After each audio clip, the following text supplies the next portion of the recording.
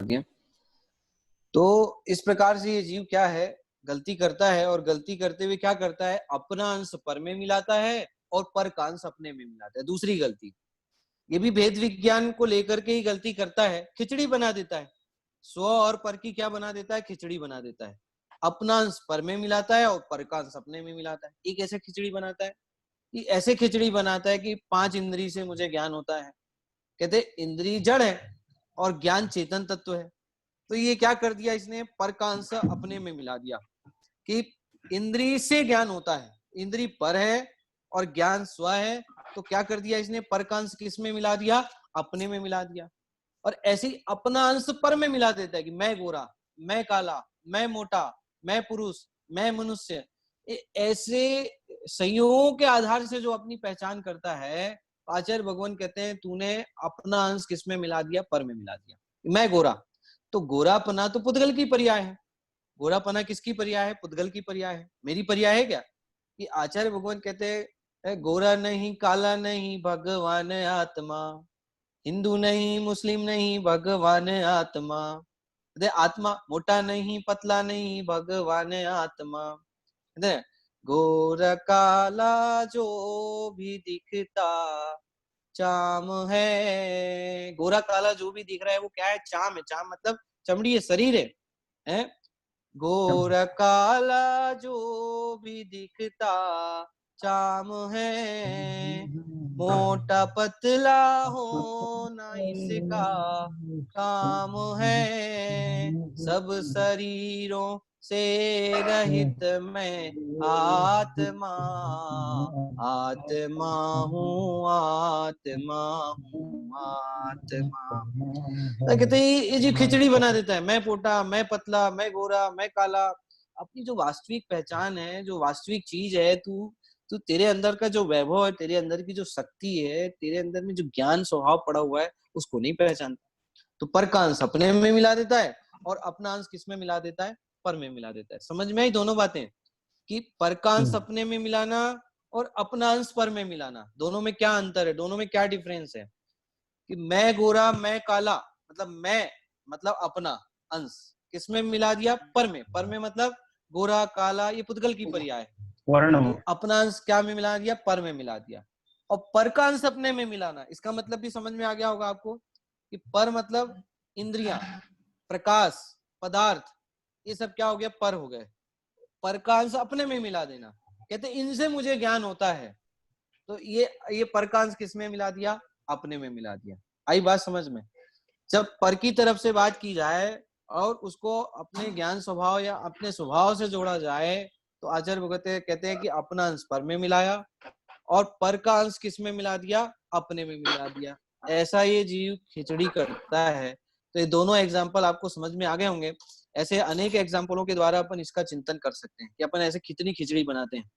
अत्यंता भाव में तो अपन ने बहुत विस्तार से उसकी चर्चा की थी कि किस प्रकार से जीव क्या करता है, दो द्रव्य, छह द्रव्य जिसके बीच में आपस में अत्यंता भाव है, लेकिन क्या करता है ये जीव, एक दूसरे की खिचड़ी बना देता है पूरी। ये गलती इस जीव की हो रही। थर्ड पॉइंट, जो अंतिम पॉइंट है, ये 3 पॉइंट आज अपन चर्चा करेंगे और उसके बाद अपनी क्लास यहीं पूरी होगी। और जो शंकाएं है जिसको भी, वो मैं दोपहर में उसका समाधान करूंगा। ठीक है? हाँ, हेलो, आ जाए जिनेंद्र। ठीक है ठीक है, मेरी क्लास चल रही है, मैं 2 मिनट में आपसे बात करता हूँ। हाँ, कुछ टेक्निकली प्रॉब्लम थी जिसके कारण से फोन आ रहा था, लेकिन अभी आवाज आ रही ना सबको, कोई दिक्कत नहीं होगी। तो ये थर्ड पॉइंट जो है कि मिथ्या दृष्टि के समान यह भी आत्माश्रित ज्ञानादि और शरीर आश्रित उपदेश उपवास आदि क्रियाओं में अपनत्व मानता है। थर्ड पॉइंट अंतिम पॉइंट है, जो आज का जो 5 पॉइंट है जीव अजीव तत्व संबंधी भूल में लास्ट पॉइंट है। अब क्या गड़बड़ी कर रहा है ये कि जो उपदेश है, उपवास है, ये सब किसकी क्रिया है। जैसे मैं बोल रहा हूँ, मैंने आपको बताया था कल, मैं बोलना, मेरा प्रवचन देना, ये सब किसकी क्रिया है, भाषा वर्गणा का कार्य है। किसका कार्य, भाषा वर्गणा का कार्य। अब उसमें क्या करता है जी, अपनत्व मानता है। मैंने प्रवचन दिया, मेरा प्रवचन अच्छा हुआ, मैंने सबको अच्छे से समझाया, मेरे समझाने से सबको बात समझ में आ गई।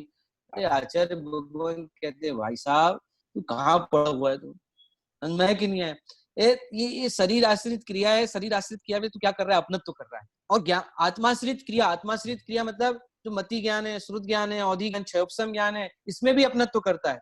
जरा सा याद हो जाए, प्रश्नों का उत्तर थोड़ा अच्छे से दे दे, तो उसको क्या हो जाता है? घमंड हो जाता है। देखो मैंने प्रश्नों का अच्छा उत्तर दिया, मैंने अच्छा जवाब दिया, मैंने बताया, मुझे याद हो गया, मैंने पूरा याद करके सुना दिया। आचार्य भगवान कहते भाई तू ये पर्याय में अपनत्व बुद्धि कर रहा है। शरीर असमान जाति पर्याय में अपनत्व बुद्धि कर रहा है। मति ज्ञान, श्रुत ज्ञान आदि जो क्षणिक पर्याय है उसमें अपनत्व बुद्धि कर रहा है। क्षयोपम ज्ञान में अपनत्व बुद्धि कर रहा है, जो कि सदैव तेरे साथ में रहने वाली नहीं। ये ज्ञान तेरा स्वभाव है। ज्ञान स्वभाव को भूल करके ये जीव क्या करता है?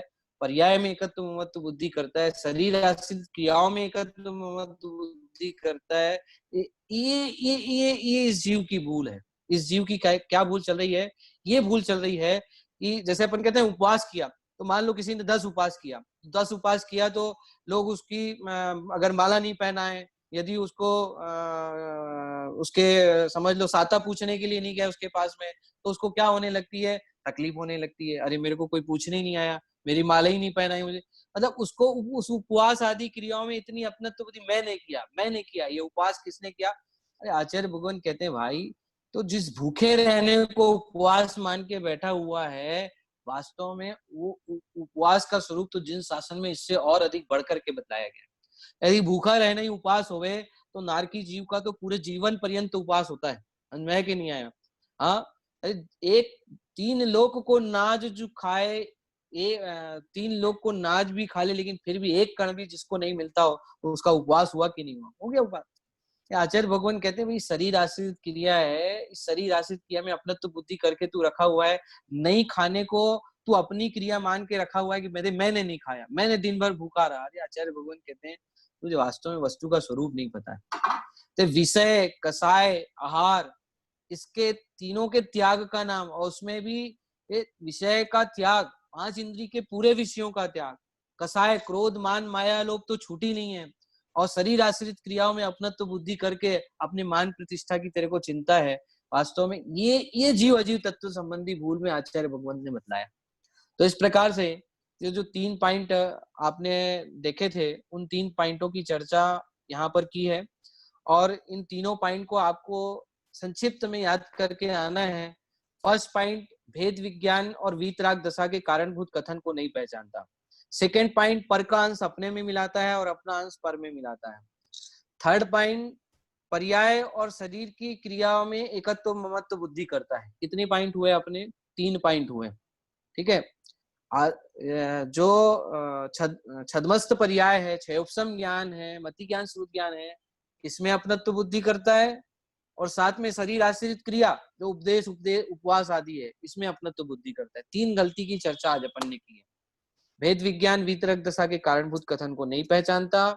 दूसरी बात, अपना अंश पर में मिलाता है, पर का अंश अपने में मिलाता है, और अपना अंश पर में मिलाता है। थर्ड पॉइंट, पर्याय में और शरीर की क्रियाओं में अपनत्व बुद्धि करता है। इस प्रकार से ये 3 गलतियां करता है। तीनों गलतियों के संदर्भ में आप एक एक उदाहरण अपने जीवन के परिप्रेक्ष्य में याद आज चिंतन करके आना कि हमारे अंदर में ऐसी गलती किस प्रकार से हो रही है, हम ऐसा क्या मान रहे हैं जीवन में कि जिसके कारण से ये गलतियां चल रही है। तो आप लोग इस पर चिंतन करके आइएगा। इसी के साथ में अभी का वक्तव्य यहीं अपन पूरा करते हैं। आप सभी को जय जिनेन्द्र। जिनवाणी स्तुति करते हैं अपन, और जिसको भी प्रश्न है वो दोपहर की कक्षा में प्रारंभ के 5 मिनट में मैं उसका समाधान करूंगा, इसलिए आप आकुलता ना करें। जावाणी के ज्ञान से सूझे लोक कालो, सोवाणी मस्तक नमो सदा देत हूँ ढो। बोलो जिनवाणी माता की जय हो।